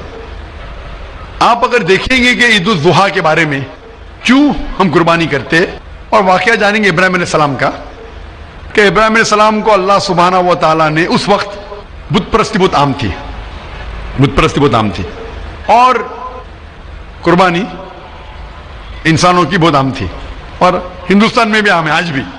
आज भी हिंदुस्तान में कई दीगर मज़ाहिब में लड़कियों की कुर्बानी दी जाती है, बच्चों की बलि दी जाती है।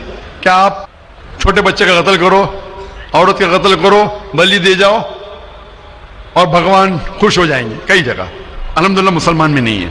तो उस वक्त इब्राहिम अलैहिस्सलाम को अल्लाह ने पूछा कि आपको सबसे ज्यादा अजीज इस दुनिया में क्या चीज है, तो उन्होंने कहा कि मेरा बेटा।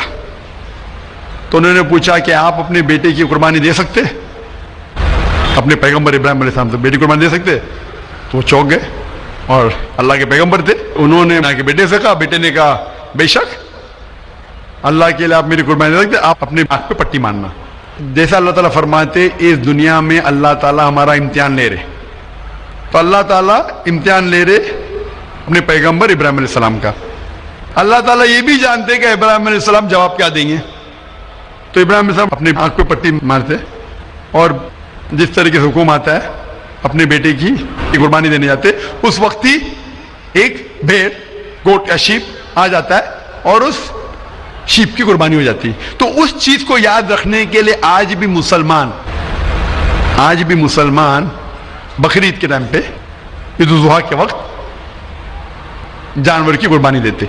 ये याद दिलाने के लिए हमें, क्योंकि ये अल्लाह सुब्हानहू व तआला की तरफ से अपने आखिरी पैगंबर मोहम्मद सल्लल्लाहु अलैहि वसल्लम ने कहा, उसकी बात मानते। लेकिन अगर मैं सोचूं दिमाग से क्यों, तो ये सोच सकता हूं कि ये हमें याद दिलाने के लिए क्या अल्लाह को इंसान की कुर्बानी की जरूरत नहीं, इंसान की जान लेने की जरूरत नहीं। तो जो आज दुनिया भर में आज भी हो रहा है कि बच्चों को कत्ल किया जा रहा है, औरतों का कत्ल किया जा रहा है, बल्कि ये बिल्कुल गलत है। और दोनों में आप देखेंगे फर्क। अगर कोई दूसरे मजहब में, हिंदू मजहब लो या दिगर मजहब लो, अगर कोई जानवर की बलि चढ़ाई जाती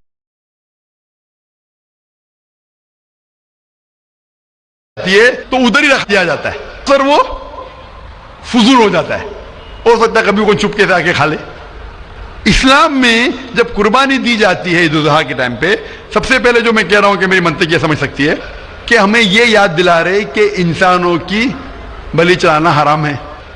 और जब हम याद दिलाते हैं, जब बकरा काटते या जो भी काटते जानवर, इस वक्त जब हम काटते, हम अल्लाह का नाम लेके काटते, और जो भी जानवर की कुर्बानी देते उसके 3 हिस्से कर सकते। एक हिस्सा हम खुद रख सकते, खुद के इस्तेमाल में ला सकते, एक हिस्सा। दूसरा हिस्सा हमें हमारे रिश्तेदार में बांटना चाहिए, और तीसरा हिस्सा गरीबों में बांटना चाहिए। जब कुर्बानी दे रहे, हम उस जानवर का इस्तेमाल कर रहे। जानवर खाना अलाउड है क्या, वो एक अलग बहस है, जिसके ऊपर आप पूछे तो वो जवाब अलग है कि जानवर खाना सही है क्या गलत है, वो एक अलग डिबेट है जो अभी नहीं। अगर आप पूछना चाहे तो अगला सवाल पूछ सकते हैं। एक तीसरा हिस्सा हम इस्तेमाल कर रहे हैं, एक तीसरा हिस्सा हम दोस्तों में बांट रहे हैं, हमारे रिश्तेदार में, और तीसरा हिस्सा हम गरीबों में बांटते। तो इनमें गरीबों का फायदा हो रहा है, ना फजूल खर्ची हो रही है, और याद दिलाया जाता है कि इंसानों का कत्ल करना गलत है। तो ये अच्छी चीज है। जब बली जैसा देखे बाकी मज़ाहिब में क्या हो रहा है, इंसानों का कत्ल किया जाता है, बिल्कुल हराम है। उसके अलावा जब जानवर का भी कत्ल करते हैं वो जानवर फजूल खर्ची में जाता है। इस्लाम में हमें याद दिलाया जाता है, और कुरान मजीद में लिखा है सूरह माइदा सूरह 5 आयत नंबर 1 में, और सूरह नहल सूरह नंबर 16 आयत नंबर 5 में, कि जो जानवर आपके लिए हलाल है वो खा सकते, जो चौपाया है, खाली वो जानवर मत खाओ जो आपके लिए हराम है, जो हलाल है वो खा सकते। तो ये खाने के लिए हमारे लिए खुराक है। तुम कुर्बानी के वक्त ना कुछ जाया कर रहे, ना पैसे की बर्बादी कर रहे। हमें याद दिलाया जाता है क्या ना खुदा को गोश्त जाता है, ना खुदा को खून जाता है, खुदा को तकवा जाता है, हमारा तकवा, हम कितने परहेजगार है। और साथ साथ इसका इस्तेमाल होता है, एक तिया हिस्सा मैं खाता हूँ, रिश्तेदारों में बांटता हूँ, और आखिरी तिया हिस्सा मैं बांटता हूँ गरीबों में। तो इससे फायदा होता है। तो इसमें क्या गलत है? बनिस्बत दूसरे मज़ाहिब में आप देखेंगे इसमें नुकसान ही नुकसान है, इंसान का कत्ल हो रहा है, और जानवर को भी अगर बलि चढ़ाई जाती है तो फजूल खर्ची होती है। बनिस्बत इस्लाम में बकरीद के अंदर फायदा ही फायदा है। Hope the answer the question. बहुत खूब, आपने ये बहुत अच्छा फरमाया। मैं आपके जवाब से काफी संतुष्ट हूँ। और जाते जाते एक आखिरी सवाल करना चाहूंगा कि अहिंसा को इस्लाम किस नजरिए से देखता है? अहिंसा को इस्लाम किस नजरिए से देखता है? मैं सबका आखिरी सवाल है कि अहिंसा को इस्लाम किस नजरिए से देखता है? आमतौर पे हिंसा हराम है। इस्लाम आता है लफ्ज सलाम से, इसके मानी है सलामती, अमन, शांति। इस्लाम के मानी है कि शांति हासिल करना, अपनी ख्वाहिश, अल्लाह का जो पैगाम है उसके मुताबिक अपनी जिंदगी बसर करना और अमन हासिल करना, उसे कहते हैं इस्लाम।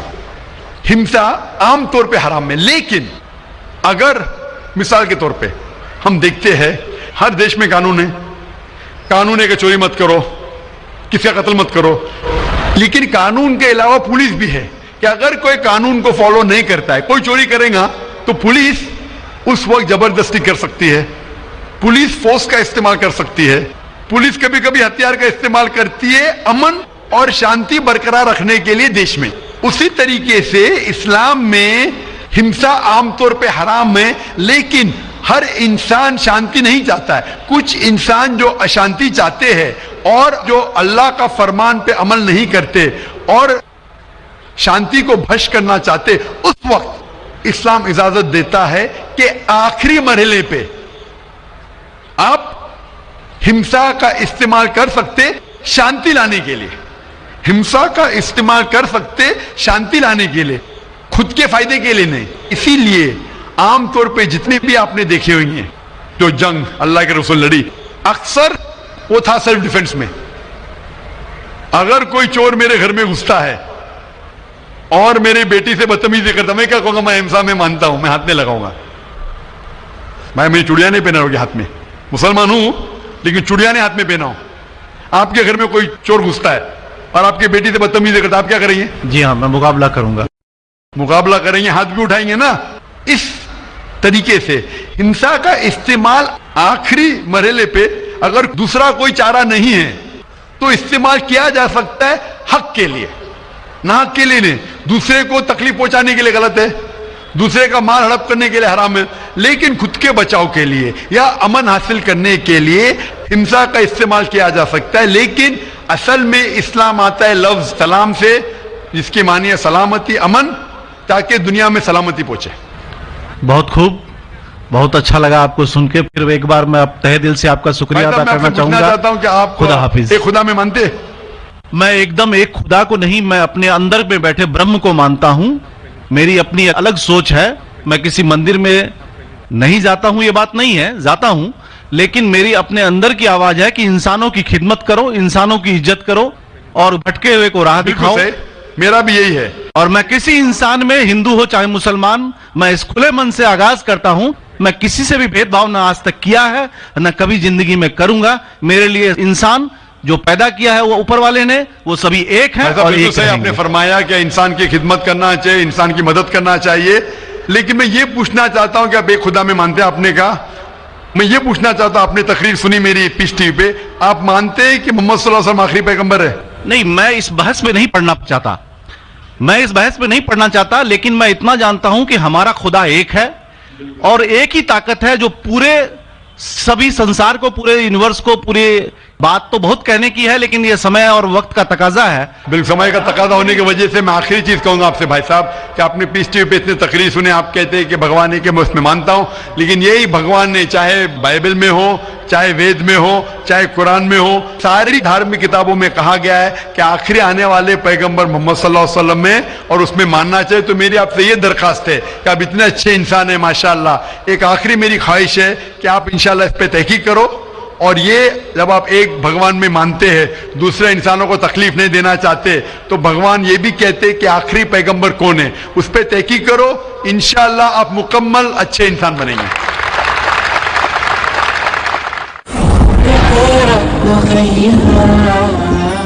مائک نمبر 2 کی طرف، وہاں پر اگر کوئی غیر مسلم بھائی موجود ہیں تو سوال کر سکتے ہیں. ہاں، میں راجیش کدر بول رہا ہوں، میں انجینئرنگ اسٹوڈنٹ ہوں.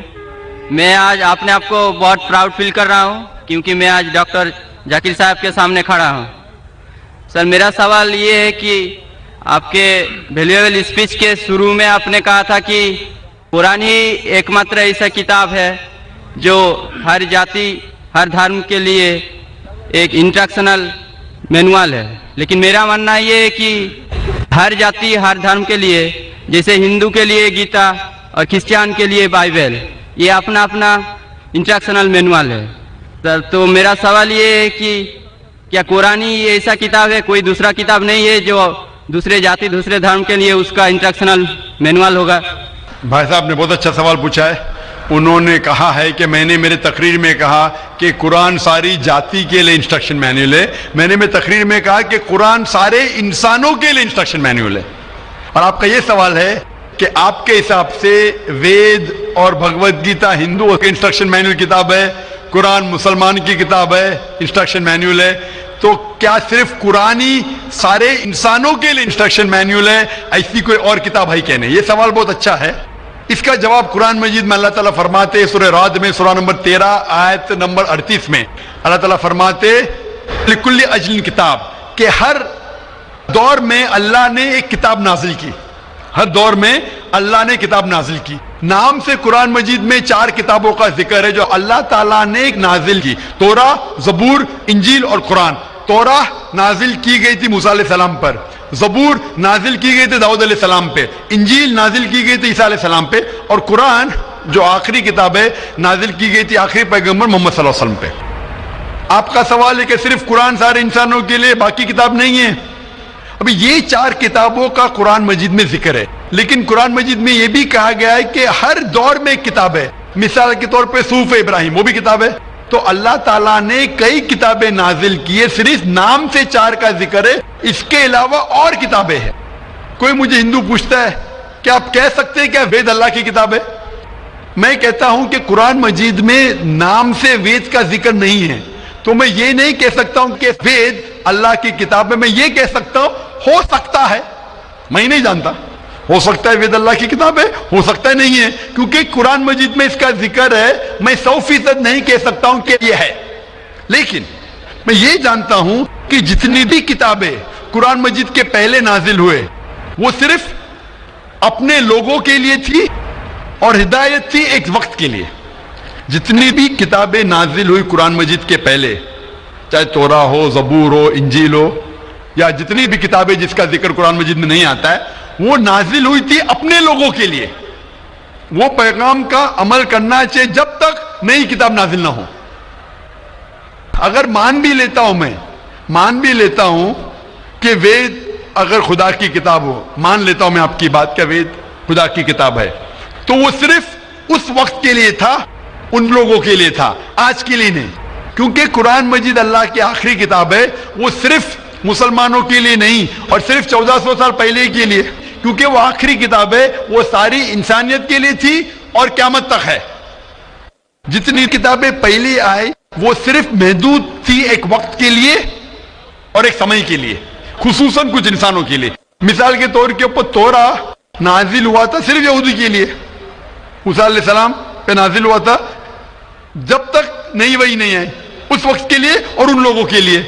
आज क्योंकि कुरान मजीद आखिरी कलाम है, वो सिर्फ मुसलमानों के लिए नाजिल नहीं किया गया था, सिर्फ अरबों के लिए नहीं, लेकिन सारे इंसानों के लिए। और जो कुरान मजीद का पैगाम है वो सिर्फ 1400 साल पहले के लिए नहीं है, वो क़यामत तक के लिए। इसीलिए अगर मैं मान भी लेता हूं वेद खुदा का कलाम था, वो सिर्फ उस वक्त के लिए था। और जितने भी अल्लाह के कलाम जो कुरान मजीद के पहले आए, वक्त के दौरान उनमें मिलावट होने लगी। आज आप तहकीक करेंगे जितनी मजहबी किताब, कुरान मजीद के अलावा सभी मजहबी किताब में मिलावट है, उसमें कंकॉक्शन है, फैब्रिकेशन है, बहुत मिलावट है। मिसाल के तौर पे महाभारत पढ़ते हैं, जो कहते हैं पंडित कि महाभारत सबसे पहले कहा गया था, अर्जुन के ग्रैंडसन ने कहा था। उस वक्त 8000 श्लोक थे। ये कहानी दोहराई गई जनरेशन के बाद जनरेशन, फिर महाभारत में हो गए 24,000 श्लोक, आज महाभारत में लाख श्लोक है। तो इसमें मिलावट होने लगी। आज आप देखेंगे महाभारत टेलीविजन पर, उसके अंदर बैकग्राउंड में मारुति कार भी जा रही है, ये और एक मिलावट है मारुति कार महाभारत में। तो इसीलिए जितनी भी किताबें अल्लाह ने नाजिल की, क्योंकि वो सारे इंसानियत के लिए नहीं था और क़यामत के लिए नहीं था, अल्लाह ताला ने उसे जरूरी नहीं समझा महफूज रखने के लिए। बट क्योंकि कुरान मजीद आखिरी किताब है और अल्लाह सुब्हानहू तआला जानते कि एक क़यामत तक रहने वाली है, इसीलिए अल्लाह ताला फरमाते सूरह हिजर में सूरा नंबर 15 आयत नंबर 9 में कि हमने कुरान नाजिल किया, हम इसकी हिफाजत करेंगे। तो इसीलिए ये कहना कि बाकी किताब, तो आज कुरान मजीद सिर्फ मुसलमानों के लिए नहीं, सारे इंसानों के लिए। चाहे आप हिंदुस्तान में रह रहे हो, चाहे पाकिस्तान में जी रहे हो, चाहे सऊदी अरेबिया में, चाहे अमेरिका में, चाहे यूके में, चाहे आप हिंदू मजहबी खानदान में पैदा हो या ईसाई खानदान में पैदा हो या मुसलमान खानदान में पैदा हो, आज सारे इंसानों को अल्लाह के आखिरी पैगाम कुरान मजीद पढ़ना चाहिए, उस पर अमल करना चाहिए, उसकी बात मानना चाहिए। इसीलिए मैं कहता हूं कुरान मजीद सारे इंसानों के लिए। ये चीज मैं वेद के बारे में नहीं कह सकता हूं, क्योंकि अगर आप तहकीक करते हैं वेद में भी मिलावट है। अगर आप साइंस के जरिए तहकीक करने लगेंगे, कुरान मजीद को छोड़ के बाकी सारे किताबों में आपको गलती मिलेंगी। तो ये गलती मैं अल्लाह को मंसूब नहीं कर सकता हूं। मैं नहीं कह सकता हूं ये गलती भगवान ने की, ईश्वर ने की, अल्लाह ने की, क्योंकि ये जितनी किताबें कुरान मजीद के पहले आए वो सिर्फ महदूद थी कुछ लोगों के लिए और महदूद थी वक्त के लिए। अल्लाह ने, भगवान ने, ईश्वर ने इसे महफूज रखने की जरूरत नहीं समझी। आज क्योंकि कुरान मजीद आखिरी पैगाम है अल्लाह का, अल्लाह ताला कहेगा वो महफूज रखेंगे। इसीलिए मैं कहता हूं कुरान मजीद एक वाहिद किताब है सारी दुनिया में जो सारे इंसानों के इंस्ट्रक्शन मैन्युअल है, मेरी भी और आपकी भी। Hope the answer the question brother. Thank you sir. तो आप मानते हैं कि कुरान मजीद आपकी इंस्ट्रक्शन मैन्युअल है भाई साहब? जी सर, मानते हैं। आप मानते हैं कि खुदा एक है? वो ठीक ही बना है, खुदा एक ही है।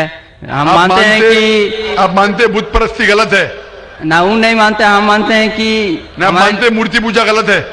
सर हम मानते हैं कि हमारा ईश्वर एक ही है, यही हम मानते हैं। आप मानते हैं ईश्वर एक, लेकिन आप मानते हैं कि ईश्वर की मूर्ति है? मेरा एक दूसरा सवाल है इसके भाई लिए। साहब मैं आपसे पूछना चाहता हूं कि आप मानते हैं ईश्वर की मूर्ति है क्या नहीं? वही उसी के विषय में मेरा एक सवाल है सर। हाँ पूछिए भाई साहब। सर अगर आप बोलते हैं कि ईश्वर की कोई मूर्ति नहीं होना चाहिए, तो मैं नहीं कह रहा, वेद कह रही है। हाँ, वेद कह रही है नातस्य प्रतिमा अस्ति, तो सर ईश्वर का कोई अक्स नहीं।